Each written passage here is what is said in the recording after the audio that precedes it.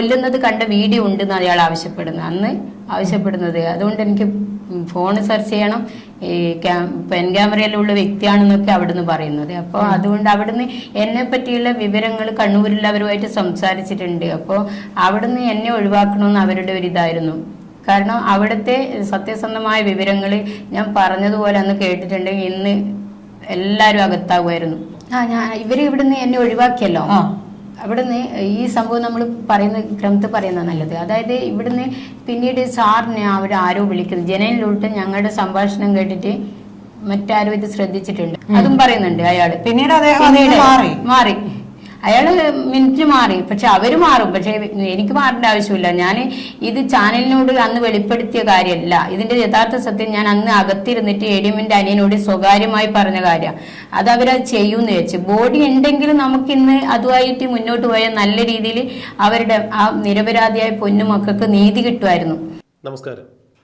ADM Naveen ബാബുവിൻ്റെ മരണവുമായി ബന്ധപ്പെട്ട് കേരളത്തിൽ അങ്ങോളം ഇങ്ങോളം എല്ലാ ചാനലുകളിലും, അതായത് മുഖ്യധാര മാധ്യമങ്ങൾ ഉൾപ്പെടെ നവമാധ്യമങ്ങൾ ഉൾപ്പെടെയുള്ള എല്ലാ മാധ്യമങ്ങളിലും നവീൻ ബാബുവിൻ്റെ മരണത്തെക്കുറിച്ചുള്ള ചർച്ചകൾ തന്നെയാണ് നടക്കുന്നത്.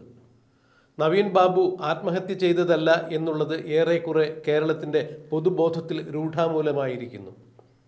ചില സ്ഥാപിത താൽപ്പര്യക്കാർ ചേർന്ന് കണ്ണൂരിലെ CPM ലോബിയും ഭൂമാഫിയയും കോറി മാഫിയയും ചേർന്ന് ചില അനധികൃത ഇടപാടുകൾ നേരിട്ട് മനസ്സിലാക്കിയ അതിൻ്റെ രേഖകൾ തൻ്റെ കയ്യിലുണ്ടായിരുന്നു എന്ന് പറയപ്പെടുന്ന നവീൻ ബാബുവിനെ CPMലെയും ചില കോറി മാഫിയയിലെയും സ്ഥാപിത താൽപ്പര്യക്കാർ ചേർന്ന് ഇല്ലാതാക്കുകയായിരുന്നു എന്നാണ് ഇപ്പോൾ പുറത്തു വരുന്ന ചില സൂചനകൾ.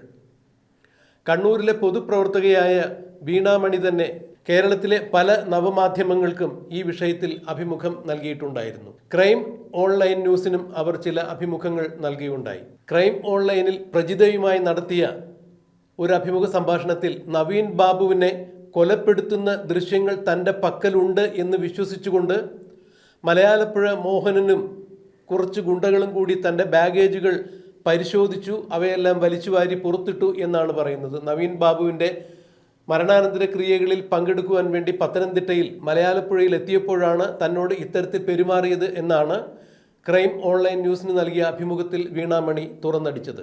നവീൻ ബാബുവിനെ കൊലപ്പെടുത്തിയത് തന്നെ എന്ന് തന്നെയാണ് വീണാമണി അടിവരയിട്ട് പറയുന്നത്. നവീൻ ബാബുവിൻ്റെ മൃതദേഹം ഇൻക്വസ്റ്റ് നടത്തുന്നത് മുതൽ പോസ്റ്റ്മോർട്ടം ചെയ്ത് ബോഡി വീട്ടിലെത്തി ദഹിപ്പിക്കുന്നത് വരെ CPMന്റെ കൃത്യമായ അജണ്ട അവർ നടപ്പിലാക്കുകയായിരുന്നു. നവീൻ ബാബുവിൻ്റെ മൃതദേഹം ദഹിപ്പിക്കുന്നത് വരെ CPM അവരുടെ കൃത്യമായ അജണ്ട നടപ്പിലാക്കുകയായിരുന്നു. ആ അജണ്ട നടപ്പിലാക്കുന്നതിന് വേണ്ടി കണ്ണൂർ ജില്ലാ സെക്രട്ടറി MV ജയരാജനെ മൃതദേഹത്തോടൊപ്പം പത്തനംതിട്ടയിലേക്ക് അയച്ചിട്ടുണ്ടായിരുന്നു എന്നുകൂടിയാണ് വീണാമണി പറഞ്ഞത്. മൃതദേഹം എത്രയും പെട്ടെന്ന് ദഹിപ്പിക്കുന്നതിന് വേണ്ടി തന്നെയാണ് കണ്ണൂർ കളക്ട്രേറ്റിൽ പോലും ADM നവീൻ ബാബുവിൻ്റെ മൃതദേഹം പൊതുദർശനത്തിന് വയ്ക്കാതെ ധിടുതിയിൽ പത്തനംതിട്ടയിലേക്ക് എത്തിക്കുന്നതും പത്തനംതിട്ടയിൽ കേവലം 3/4 മണിക്കൂറിനുള്ളിൽ തന്നെയാണ് മൃതശരീരത്തിൻ്റെ സംസ്കാര ശുശ്രൂഷകളെല്ലാം പൂർത്തിയാക്കി അത് ദഹിപ്പിക്കാനുള്ള ഏർപ്പാടുകൾ ചെയ്തത്, ദഹിപ്പിച്ചു കളഞ്ഞത്.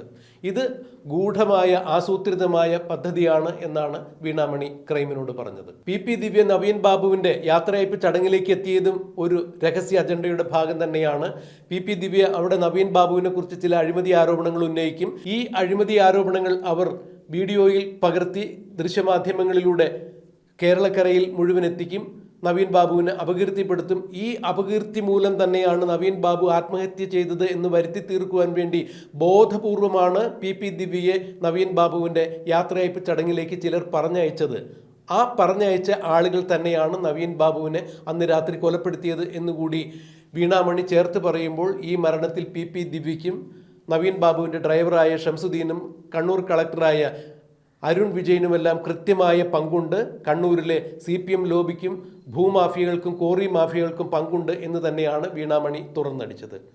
വീണാമണിയുടെ കയ്യിൽ പെൻ ക്യാമറ വരെ ഉണ്ട് എന്നാണ് പലരും സംശയിക്കുന്നത്. അതുകൊണ്ട് നവീൻ ബാബുവിൻ്റെ കൊലപാതക ദൃശ്യങ്ങൾ വീണാമണിയുടെ കയ്യിലുണ്ട്, വീണാമണി അതെങ്ങനെയോ പകർത്തിയിട്ടുണ്ട് എന്ന ധാരണയിലാണ് മലയാലപ്പുഴയിലെത്തിയ വീണാമണിയുടെ ബാഗേജുകളുമെല്ലാം ഒരു പറ്റം ഗുണ്ടകൾ പരിശോധിച്ചത് എന്നാണ് വീണാമണി ക്രൈം ഓൺലൈനോട് വ്യക്തമാക്കിയത്. വീണാമണി ക്രൈം ഓൺലൈൻ നൽകിയ അഭിമുഖത്തിന്റെ പ്രസക്ത ഭാഗങ്ങൾ നമുക്കൊന്ന് കേൾക്കാം. ഇവര് ഇവിടുന്ന് എന്നെ ഒഴിവാക്കിയല്ലോ, അവിടുന്ന് ഈ സംഭവം നമ്മൾ പറയുന്ന ക്രമത്തിൽ പറയുന്നത് നല്ലത്. അതായത് ഇവിടുന്ന് പിന്നീട് സാറിനെ അവിടെ ആരോ വിളിക്കുന്നത് ജനലിലോട്ട് ഞങ്ങളുടെ സംഭാഷണം കേട്ടിട്ട് മറ്റാരും ഇത് ശ്രദ്ധിച്ചിട്ടുണ്ട്. അപ്പോൾ അവിടുന്ന് വിളിച്ചിട്ട് സാറിനെ മനപൂർവ്വം അഡ്വക്കേറ്റിനെ അവിടുന്ന് ഒഴിവാക്കുന്നുണ്ട്. അനുജനെ അവിടുന്ന് ഒഴിവാക്കിയതിന് ശേഷം അവിടെ വരുന്ന 5-6 ഗുണ്ടകളാണ്. അതിൽ ഒന്നാമൻ മലയാറ്റൂര് മോഹനൻ, മലയാലപ്പുഴ മോഹനൻ എന്താണെന്ന് വെച്ചാൽ മലയാലപ്പുഴ അമ്പലത്തിന്റെ കുറച്ച് മുന്നേ സൈഡിലോട്ടുള്ള ആ റോഡിന്റെ അവിടെയാണ് അവന്റെ വീട്. അപ്പൊ അവനാണ് എന്നെ വന്നിട്ട് എന്റെ ബാഗ് പരിശോധിക്കുന്ന മൊബൈലിൽ സാറ് മരണപ്പെട്ടതിന്റെ വീഡിയോ ഉണ്ട്, തൂങ്ങി മരിച്ചതിന്റെ വീഡിയോ ഉണ്ട്, തൂങ്ങി മരിച്ചതല്ല കൊലപാതകം നടത്തിയതിന്റെ വീഡിയോ, കൊല്ലുന്നത് കണ്ട വീഡിയോ ഉണ്ടെന്ന് അയാൾ ആവശ്യപ്പെടുന്നത്. അതുകൊണ്ട് എനിക്ക് ഫോൺ സെർച്ച് ചെയ്യണം, ഈ പെൻ ക്യാമറയിലുള്ള വ്യക്തിയാണെന്നൊക്കെ അവിടുന്ന് പറയുന്നത്. അപ്പോൾ അതുകൊണ്ട് അവിടുന്ന് എന്നെ പറ്റിയുള്ള വിവരങ്ങൾ കണ്ണൂരിലുള്ളവരുമായിട്ട് സംസാരിച്ചിട്ടുണ്ട്. അപ്പോൾ അവിടുന്ന് എന്നെ ഒഴിവാക്കണമെന്ന് അവരുടെ ഒരു ഇതായിരുന്നു. കാരണം അവിടുത്തെ സത്യസന്ധമായ വിവരങ്ങൾ ഞാൻ പറഞ്ഞതുപോലെ അന്ന് കേട്ടിട്ടുണ്ടെങ്കിൽ ഇന്ന് എല്ലാവരും അകത്താകുമായിരുന്നു. അപ്പൊ അതുകൊണ്ട് ADMന്റെ അനുജനെ അവര് സ്വാധീനിച്ചു, രാഷ്ട്രീയത്തിൽ സ്വാധീനിച്ച് അവരെ ആ ബോഡി നന്നായിട്ട് സെർച്ച് ചെയ്യാനോ പരിശോധിക്കാനോ ഒന്നും അവർ വിട്ടിട്ടുണ്ടാവില്ല.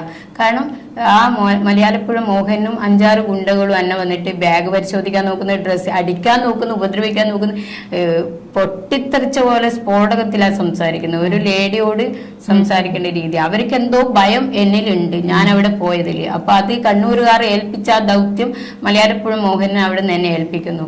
അപ്പോൾ ആ മലയാലപ്പുഴ മോഹനൻ തന്നെ മറ്റൊരു ചാനലിനോട് പറയുന്നുണ്ട് ADM സാറിനെ കൊന്നതാണെന്ന്. അതും പറയുന്നുണ്ട് അയാള്. പിന്നീട് മാറി അയാള് മിനിറ്റ് മാറി. പക്ഷെ അവര് മാറും, പക്ഷെ എനിക്ക് മാറേണ്ട ആവശ്യമില്ല. ഞാൻ ഇത് ചാനലിനോട് അന്ന് വെളിപ്പെടുത്തിയ കാര്യമല്ല, ഇതിന്റെ യഥാർത്ഥ സത്യം ഞാൻ അന്ന് അകത്തിരുന്നിട്ട് ADMന്റെ അനിയനോട് സ്വകാര്യമായി പറഞ്ഞ കാര്യം. അത് അവരത് ചെയ്യൂന്ന് വെച്ച്. ബോഡി ഉണ്ടെങ്കിലും നമുക്കിന്ന് അതുമായിട്ട് മുന്നോട്ട് പോയാൽ നല്ല രീതിയിൽ അവരുടെ ആ നിരപരാധിയായ പൊന്നുമക്കൾക്ക് നീതി കിട്ടുമായിരുന്നു.